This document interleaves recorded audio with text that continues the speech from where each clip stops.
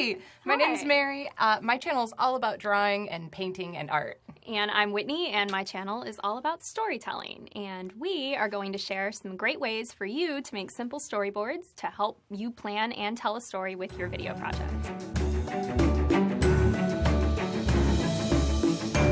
So, what's a storyboard, and what's it good for when it comes to making videos? Well, a storyboard is a simple drawing that's kind of like a comic book for your video story, and it helps you or your camera person get the shots that you need to help you tell a story or make a video. Check out this video. It's just one shot from the same angle, and it feels kind of boring. Now, check out this video.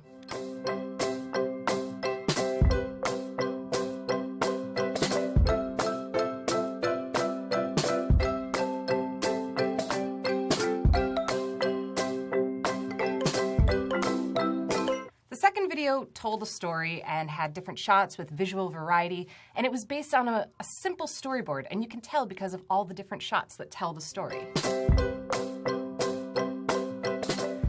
Let's start by talking about developing a simple drawing style. Even if you're not a great artist, you can still create a simple style of storyboard that helps you communicate ideas. Storyboarding is not about drawing good. I've made some awful storyboards myself, and I've seen some awful storyboards that have done the job. And that's really what it's all about. It's just about communicating what's in your head to people outside of your head. You can cut out models in magazines and glue them on the page. You can even do things where you have a stick figure that's green that indicates one character and a stick figure that's red that indicates another character. It doesn't have to be amazing. Storyboards help you to take a lot of words on paper and turn them into a draft of the video. That way you don't spend too much time trying to get the shots you don't need to tell your story, and you don't miss getting the shots you do need to share your idea. In a video I made, Space Zombie, it's pretty much a moving storyboard. There's no animation, it's just still images, and it begins with a shot of a spaceship, and it's an empty room, and then another empty room of the spaceship, and then maybe a close-up of an object or a close-up of a person. And your storyboards are a great way to flesh out those shots and decide what is ultimately the most important thing that you need to put in your frame when you're going to make your video. We've all read the comics, 3 or 4 boxes of cartoons that tell a story. Think of storyboards like that. Draw a single box with your subject in it to represent a shot that you want to get in your video. Once you string your boxes together, voila! You have a complete storyboard, like this. Now let's go over the basics of visual language, key shots and types of shots like close, medium, and wide. So what pictures should you pick and how should you frame them? Read your script and identify the key moments. What do you need to show? At the most basic level, you should include the introductory shot and any major action. Anytime you want to say something new or move the camera, you'll want to create a new box in your storyboard. For a close-up, a big circle with some eyes, little circles, could get the idea across. For an action shot, consider showing the figure in motion using arrows to show the action. You can write in the arrows to say zoom or running this way or camera follows person. Add what you need to add so that it makes sense. Now that you're comfortable with what a storyboard is and how it can help you tell a better story, it's time to figure out which images you're actually going to draw.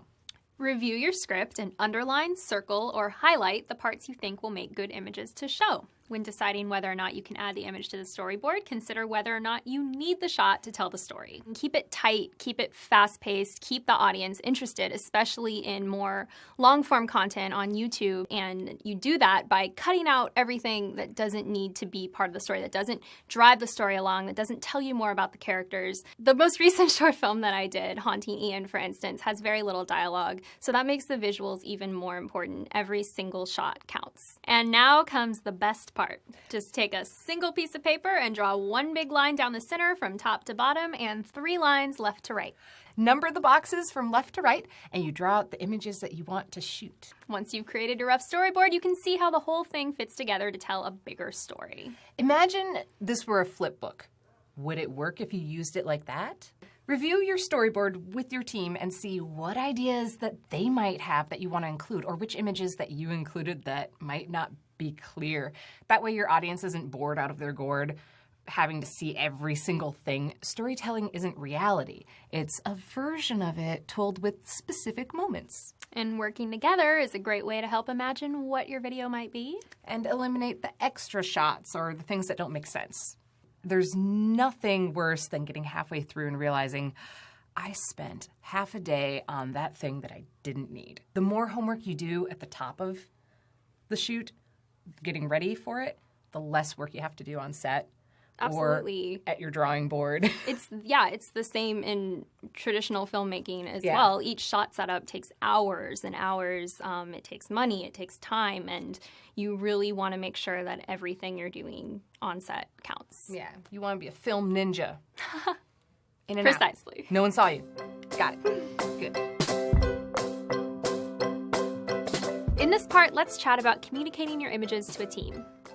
The storyboard by itself won't get your video made. You have to use it as a tool to help you tell your story, either by following it like a map or blueprint on set or by sharing it with your team. Set is definitely incredibly hectic. There is always a million things going on, and I have found storyboards to be a great communication tool on set because there's so many people coming together to make the film or the video that we kind of do really need a foundational common ground. All of them speak the same language of visuals, and when you show them this is what the final shot should look like, then everybody knows what they're working towards and what the final product should be. There are a variety of storyboard styles. Not all storyboards are the same. Sometimes you'll have a rough storyboard that literally just shows the basic shots, while others draw elaborate storyboards that show things happening from moment to moment. Basically, just use what works best for you.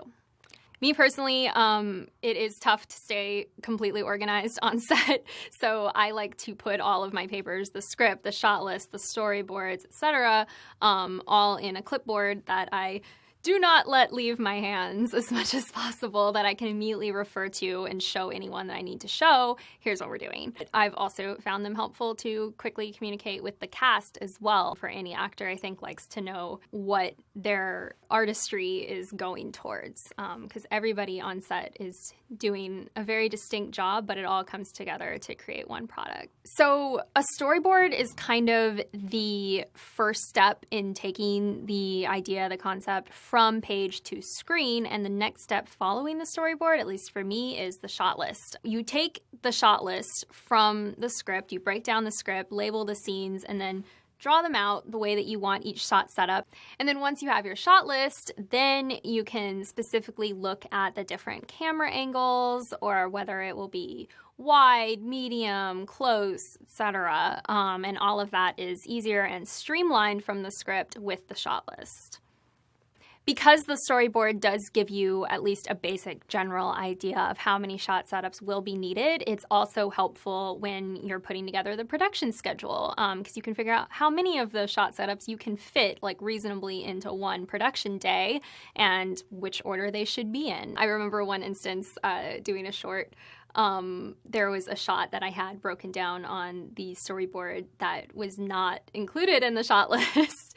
And I realized this while going over the storyboards that, oh, we're missing this one very crucial moment because, wow, that would have been an issue to do pickups on later.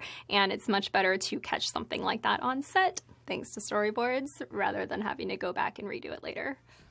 Thank you so much for watching. If you want to check out more videos from the Creator Academy, you can click this magical link here. And if you want to see more of my videos and what I do, you can click this magical link here. And more of my work over here.